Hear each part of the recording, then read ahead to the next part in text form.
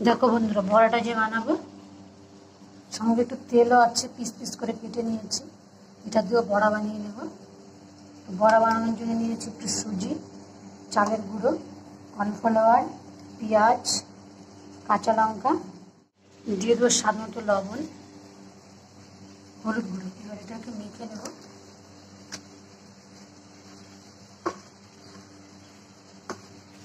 একটু কালো জিরে দিয়ে দিলাম। ভালো করে এটাকে মেখে নেব। অল্প লঙ্কা বাটা দিয়ে দেবো।